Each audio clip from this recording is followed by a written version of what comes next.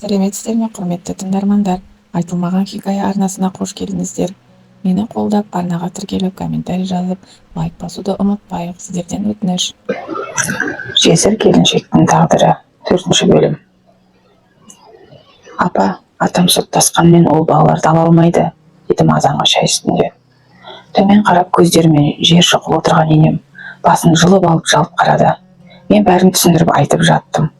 Ақшаға сеніп соттасудың керегі жоқ. Ол деген бос әурешілік. Онан да үлкен апаға айтып түсіндіріңіз. Соттасып әуреге түсіп шығынданудың керегі жоқ дедім. Менің ойымның үстінен түстің келінжан. Мен де солай ойлап отырғанмын. Бірақ ештеңе айтқым келіп тұрғаны жоқ. Оған себептер бар. Қайтейін дейді. Сонан соң не себеп барын өзі айтты. Сотқа бермеңдер деп айтатын болсам, оның сөзі соны біраз әңгіме болуы мүмкін. Кеше Кенжебегімнің көзі деп жылады ғой, сол маған қатты тиді дейді енем. Бұл сөздің соны түсіне қойдым. Сол баяғы менің байымның өліміне себепші болуы. Ол сорлының өзі тірі қалса екен. Онан бері де 3 жыл өтті. Осы 3 жылда олардың ақшалары көбейіп қатты байып кетті. Ақша деген адамды бұзады. Айтса бізді көре алмай отыр деп те ойлап қалулары мүмкін ғой. Бір пенденің басындағыны екінші пенде қайдан білсін? Енем содан қорқып отыр. Ашу шақырып менің баламды өлтірген сенің балаң деп айтып салса ше. Сөзден сөз шығады, ойыннан от шығады. Дұрысы тып-тыныш араласпай жүрген. Апа, Маржан кеше қонақта болып қолы тимей кетіпті. Содан ұйықтайын деп жатқанымызда жазды. Ол балаларды бермейді, босқа әуре болмайық. Сол үшін бүгін түсте екеуінде апарып беріп құтылайын дедім. Мен сонда шынымен де аш пәледен қаш пәле дегендей құтылғым келген. Алайда мұның соңы үлкен айқай болатынын білмеппін. Қайдан білейін, шайымды ішіп күн сәскеге көтерілгенде үлкен атаның үйіне бардым. Сондағы ойым балаларды алып кету болатын. Апарып анасына табыстап қайтсам дегенім. Сөйтсем үлкен енемнің бергісі жоқ. Ертең апарсам болмай ма, кейіннен сұрашы. Атаң ерте тұрып жұмысына кетті. Түстен кейін сұранып келіп балалардың қасында боламын дейді. Жау келмегенше мен мыналарды бере алмаймын дейді. Содан басым салбырап үйге келдім. Соны бір ауыз Маржанға жазайын десем, бұл шырағым таңғы 4-тен бері телефонға қарамапты, яғни WhatsAppқа кірмеген. Таңға дейін қаңғып жүре беретін балалы қатын болады екен ғой сірә. Баласыз болса бір жөн түсінерем. Бір емес 2 баласы бар келіншектің мұншама алаңсыз жүруі түсініксіз жағдай. Сол енді қаңғып тап қазір ұйқыны сойып жатқан шығар. Жазып нем бар деп мен де үндемедім. Содан оқтын телефонына үңілумен болдым. Бұл қатыннан хабар жоқ. Сөйтіп жүргенде түс болды. Тамағымызды пісіріп жеп алдық. Онан бесінің шай болды. Келіннен хабар бар ма деп енем сұрады. Қол босамай жатқан шығар, хабар болмай тұр деп жуып шайдым. Алматыда жұмыс істеп жүр деп естіп едім. Оны мыналарға айтқаным жоқ. Бірақ мен естігенді олар да естиді ғой. Анау дүкендері тұрғанда дейді енем. Әрине естиді ғой апа. Олар даже сіз бен менен бұрын естиді деп қоштай жөнелдім. Өйткені анау дүкенге күн ұзақ қатындар келеді. Оның үстіне ақшасы бар адамды бәрі жағалайды. Қашан барсаң да 3-4 қатын жиналып өсек соғып тұрады. Олар біздің ауылдың ақпарат арналары. Олардың жаңалық айтпауы мүмкін емес. Әсіресе абысынға жақынпаздан бұрынғы келіні жайлы сөз айтпауы мүмкін емес қой. Тіпті тышап сигенді сөз қылады десем өтірік демеңіздер. Сонда үйде отырған мен енем естігенді олар естімеу мүмкін емес қой. Мен енем соны меңзеп тұр. Сонымен бесін шайды де бітірдік. Ал Маржан келіннен әлі де хабар жоқ еді. Сорлы ғой сорлы. Сорлы демей не дейін, WhatsAppқа кіріп шығып отыр, бірақ маған жазбайды. Сонда бұл қатынға мына 2 бала керек емес пе? Ал жазбасаң жазба, менің де саған жазбағаным болсын деп тірлігімді жасап жүре бердім. Құрсын күн кеш болды. Сонда да Маржанның балаларды сұрайтын түрі жоқ. Қорқайын дедім. Құрсын бұл қатын аман өзі деймін. Қазір әртүрлі бәле бар. Десек те WhatsAppта отырғанына қарағанда аман сияқты. Сол аралықта үлкен үйге шақырып жатыр деген хабар келді. Жетіп бардым. Сөйтсем, өзіммен шаруам жоқ, баланы бізге берсін, саған аманат қып тапсырамын. Осы сәлемдемемді айтып бар келін дейді үлкен атам. Не айтарымды білмей сасып қалдым. Өйткені мұндай аманатты арқалай алмаймын. Маржан маған жабысып менен көретін анық. Сен әдейі алып кеттің десе не деймін? Онан қазір бәрін күтуге болады, бәрі шығады. Тіпті мына қатын балаларымды ұрлап кетті деп сотқа берсе, сотталып кетпесем де біраз шығын боламын. Оны бұрынғы келін Маржан деп жүрген мыналар, ол қазір келін емес, келсап қатын болып кеткен. Онымен ойнаған екенсіңдер. Ойындарында осып жібереді. Сонда мен басым салбырап тағы да қайттым. Мұндайда енемнен ақыл сұрамай ше. Көтекең, не істейміз Келінжан? Қалайда алдап сулап алып апарып беруім керексің дейді енем. Бірақ қалай аламыз, қайтып аламыз?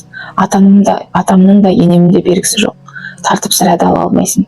Керісінше сен де балаларыңды осында әкел, бәрі бірге ойнап үйрене берсін деп үлкен адам маған тапсырып жіберді. Атамның айтқаны біздің үйде бұйрық, талқыланбайды. Жалпы бұл әулетте еркектің айтқаны екі болмайды. Қазірше еркегіне еркін сөйлейтін мына мен ғана. Ол да өзімнен кіші қайным болғандықтан кейде айтып алатыным бар. Ал анау аталарға немесе қайнағаға қарап сөйлеу деген бұл әулетке жат нәрсе. Тіпті көздеріне бас көтеріп түк қарамаймыз. Сонымен күн кешкіріп, қараңғы түскенде менен күй кете бастады. Өзімнен өзім ыңғайсызданып, қорқып барам. Әлде қандай болады деп ойланып жүріп, кешкі астың қамына кірістім. Сол аралықта Маржан келіннен хабар жоқ па деп қайта сұрап жүрген енемге тыпыршып болды. Әсте бір сұмдықтың боларын ол да сезген сияқты. Қысқасы, кеше түнде жазған Маржанымыз бүгін түнде бірақ жазды. Динаш, мен түнде срочно Алматыға кетіп қалып ем. Ака ешкімге ештеңе айтпай-ақ қойшы. Мамам да қызулап ауырып отыр екен. Сол үшін балаларым сенің қасында қала тұрсыншы. Өзім барғанда хабарласамын деп жазыпты. Мақұл деп жазып ем, рахмет Динаш деген жауап алдым. Сонда ғана мойнымнан ауыр жүк түскендей болды. Өйткені бір қауіптен құтылғандай болдым. Сол күні атамдарда шым батты. Келін бәрін тындырды деп ойладым, білмеймін. Біздің үй күн батқанда түрікше сериалға отырамыз. Көңіл кейін жақсы болса, бұл да бір алданыш. Онан соң алаңсыз ұйқыға кеттік. Ал ертесіне дүкенге бардым. Содан жеңешеме көмектесіп болып жүрмін. Продукт жағында өзі жүрген, киім-кешек жағында мен жүрмін. Күнделікті саудамыз жүріп жатқан бір кезде 6-шы сыныпта оқитын үлкен қызы кірді. Сонда мені шақырып алған жеңешем, келін, сен өзің қарайлай тұршы. Біз ағаң екеуміз орталыққа барып келейік деген өтінішін айтты. Жарайды жеңеше, барып келе қойыңыз. Өзім бармын ғой, еш алаңдамаңыз деп айта салдым. Арадан көп өтпей ағамның көлігі келіп тоқтады. Кассадан бір уыс ақша алып қалтасына салған жеңешем шығып кете барды. Сөйтіп қызы екеуміз қалдық. Айтып ем, бұл дүкен өте қолайлы жерде. Ауылдың ортасынан өтетін үлкен жолдың бойында орналасқан. Сол жолдан өтетін жүргіншілер де осы дүкенге тоқтайды. Өйткені ауыл ортасы әрі 4 торап жолдың қиылысы. Сол аралықта енем қоңырау соқты. Келіп кішкентайды емізіп кетесің бе, әлде өзім апарайын ба келін дейді. Әкеліңіз дейін десем күн суық еді. Тоңдырып алармын деген оймен өзім барайын апа деп айта салдым. Келе ғой деп тұтқаны қоя салды. Арғы жағынан кішкентай қызымның жылаған дауысы шығып жатты. Шыдап тұра алмадым. Күлім, сен өзің тұра тұршы, мен үйге барам да келем деп шығып кеттім. Ай қырсық, телефоным қайда еді? Енеммен сөйлесіп болып сол жерге қоя салыппын. Осы күні телефонсыз жүру қайда? Біраз жер ұзап барып қайта жүгірдім.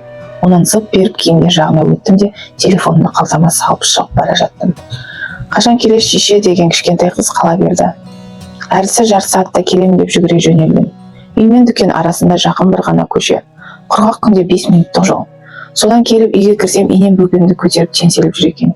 Дереу қолынан ала салып емшегімді шығарып аузына тостым. Аш қалған қызым итініп сорып жатты.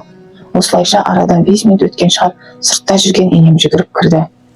Әй келін, дүкен өртеніп жатыр деп дір-дір етіп, иман әкем ұшып кетті. Қандай дүкен деппін сасқаннан. Тілден қалған енем өзіміздің дүкен дейді. Үлкен атамның үй жағын көрсетіп.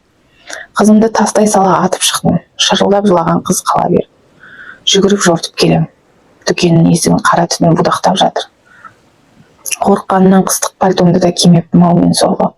Содан жан екі бөлмен келіп есіктен кірдім. Гүлім, гүлім деп айқайлап жатырмын. Гүлімнен жауап жоқ. Мен сонда онан сайын бақырып айқайлап, қара түтіннің арасынан аласырып қызды іздеп бастадым. Бір кезде тынысым тарылып, басым айналып бара жатты. Қайтып шығайын десем, айналамда түк көрінбейді. Ойбай, есік қайда деймін айқайлап. Онан кім бар есік жақта деп бақыра бердім. Сол кезде әлдебіреу келіп суық суды шашып жіберді. Онан шашымнан ұстап сүйрей жөнелді. Ары қарай не болғанын білмеймін. Көзімді ашсам, тас төбемде аңырап жылап тұр енем. Ойбай, апа, гүлім қайда, гүлім деппін бақырып. Әлдебір еркектің гүлім осында аман есен бар қызым деген дауысы шықты. Сонда ғана басымды көтеріп дүкен жаққа қарадым. Терезелерінен шыққан түтін қап-қара жолақ салып тастапты. Әбүйір болғанда жиналған жұрт сөндіріп үлгеріпті. Алайда мен тұрған киім-кешек жағы түгелдей жанып кеткен. Өртті сөндірмекші болған адамдар терезелерін сындырып тастаған. Сөйтіп шелек-шелек су әкеліп шашқан. Әйтеуір Құдай сақтап, ауыз тұқтап үлгеріпті. Осылайша мен бейбақ біреу едім аям, екеу болды қаям дегеннің кебін кидім. Анау екі баланы қайғырып жүргенде мына жығылғанға үстіне жұдырық болды. Өйткені біріне іштей тіс қайраған екі әулеттің ортасына тағы да сызат түсті. Неге шығып кетіп қайта кіріп шыққансың деп сұрады жеңешем. Телефоным қалып кеткен екен, соны алып шықтым дедім. Жеңешем бәрі қарай ештеңе демеді. Тек соңғы айтқаны 2 миллиондық тауарым жанып кетті. Бұл әлі мына дүкенді жөндеуге кетен шығынды қоспағанда деген болды. Міне осымен бәрі бітті. Енді маған ескі комок та жоқ, өзі есептеп өзі беретін жалақы да жоқ. Құрсын екеуі де керек емес кештің бәрін өттім. Тек мына екі отбасының ортасы ойсырап қалмаса болды деп тіледім. Алайда мұның өкініштісі сол күні жеңешем мені шақырмаған. Үйде қарап жатқанша тиын болсын деп мен сорлы өзім барған едім. Онан қызым жылады дегенмен телефон үшін қайта кіріп шыққаным күтік болды. Дегенмен өрт сөндірушілер берген қорытында өрт ішкі электр желісінен шыққан. Ешқандай қасақана от қою, темекі тастау немесе сіріңке жағу деген болмаған деп берді. Дегенмен бәрібір жеңешем менімен бұрынғыдай болмай қалды. Сәлем салсам селсоқ суық амандасып қоя салатын шығарды. Әлде бір көріп келге барыпты деп сыртта естіттім. Қасақана жасалған ештеңе жоқ деп айтыпты. Сонда да бұл менен күдіктеніп қалды. Құрғыр күдік деген иманнан айырады дегені бар. Шын сөзімді айтайын, Алла куә, төбемде Құдай бар. Бұл өртке менің түк те қатысым жоқ. Кемдік таулар, жан аман болсын жеңеше, дүние деген табылады ғой. Сонда мен жеңешем біразға дейін бұртиып жүріп әрең басылды. Оған себеп арадан көп өтпей марқұмдардың жамбасы жерге тиген күн. Екі мал сойып ұлдарына құран бағыштап жатты. Сол жерде сөйлеген үлкен атам күбір-сыбырдың бәріне нүкте қойды. Мал жан аман, отбасымыз бүтін тұрғанда артық сөз айтушы болмаңдар. Біз Қаныш екеуміз мен қайнатам. Бір атадан туған екі ақылмыз. Бізді Құдай айырмасын. Жолдан қосылғандар жөндеріне жүрсін деп айтып салды. Әне, сонан соң барып жеңешемнің үні өшті. Қайтып дүкендегі өрт жайлы айтпайтын болды. Ал енді бұл беріректе болған әңгіме. Мен Маржанның екі баласына оралайын. Сол екі бала біздің үйде бір апта жүрді. Сол бір аптада қарын тоқ, киім көк болды. Олар біздің үйге сондай үйренді, үлкен атамды болмаса үлкен енемді жетектеп біздің үйге күнде келетін шығарды. Оларға керегі мен екі қызым. Төртеу қосылып үйдің ат көпірін шығарады. Күн ұзақ ойнайды, шай ішеді, түрлі тәттілер пісіріп берем. Үлкен атам да шат-шадымнан. Жұмыстан келгенде сол екі бала қайда жүрсе сол үйге кіреді. Олар көбінше біздің үйде, содан ел жататын уақытқа дейін күтіп отырады. Сонан соң ғана екеуін ертіп алып үйіне кетеді. Бірақ ол кісі күн ұзақ жұмыста, кейде төртеуін де көлігіне отырғызып алып ауылда қыдыртады. Тәттілер әпереді, қысқасы қатты бауыр басты. Сөйтіп жүргенде бір күні тал түсте атой салып бұрынғы құдағи келді. Үйге кіріңіз деп мен енем жалбақтаған болды. Алайда такси жалдап келдім деген құдағи екі баланы жетектеп кете барды. Мен мына жақтан Маржанға жазып жаттым. Ол қаншықтан жауап болмады. Көзді ашып жұмғанша құдағи көзден ғайып болды. Арадан көп өтпей үлкен ата жұмыстан келді. Біздің үйде деп ойласа керек, менің қошақандарым қайда екен деп кіріп келді. Сәлемін салған енем болған жағдайды баяндады.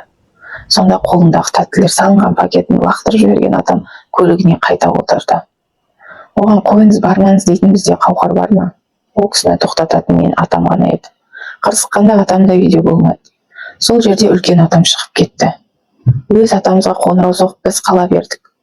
Ай, осы мен үлкен атам бекер қылды, бекер. Түсінесіз ба, ол екі балапанның бойындағы қаны ғана сіздікі ата. Өздері Маржандікі ғой, Маржандікі. Ал Маржанымыз мен бірнеше рет соққан қоңырауды көтермеді. Демек ол қатын ауылға келіп, әдейі шешесін жіберді деген сөз бұл. Үлкен атаның баса көктеп баруға құқығы бар ма? Қалай ойлайсыздар?